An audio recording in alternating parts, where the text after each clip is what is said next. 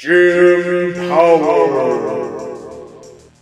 Gym Power, the Lost Dimension in 3D. Gym Power is a secret agent out to save our world from the evil alien Vaprach and his minions from the Lost Dimension. Armed with only his devilishly handsome good looks, a bitchin' laser pistol, and fireball-spewing muscle-flexing abilities, Jim sets off to deport a menagerie of running men, hairless dogs, dudes chucking shit out of windows, the Red Reamer from Ghosts and Goblins, and more from our world back to their own dimension. One of the first things you notice when playing Gym Power is the backgrounds. The game features multiple layers of parallax scrolling, with backgrounds moving in opposite directions to give a great sense of depth. This creates some impressive looking backgrounds, and some of the incredible detail you can see is pretty astounding. It's almost a bit too much at times. It can be quite disorienting, but leaves a cool impression when things go right. The game originally came with its own pair of special 3D glasses, designed to take the scrolling effect to the next level and enhance the depth these scrolling layers create.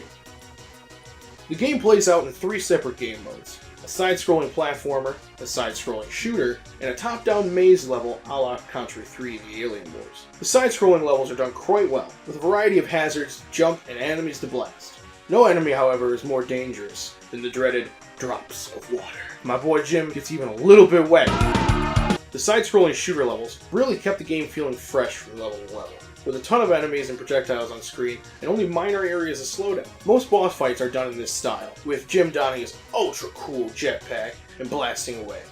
The bosses were actually quite easy, with simple patterns to learn, but were still varied enough from the other levels of gameplay that it was fun pumping them full of lasers until they explode. The top-down stages, I didn't much care for, but still gets points for keeping things varied and interesting. Stupid ball bearing. The second thing you notice about the game is the music. It kicks ass.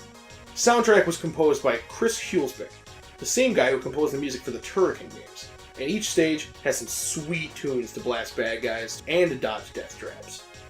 Here's a taste.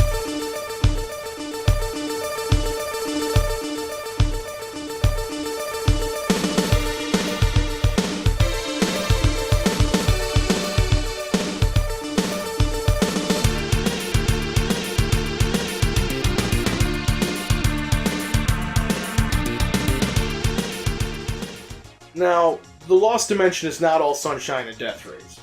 The game's hard as shit. There's no getting around it. The Lost Dimension is an awful place, and I understand why Vaprach wants to get out of there. Everything kills you. There are spikes everywhere. Fire erupts out of the ground. Hell, even the walls want to kill you. And you will die. A lot.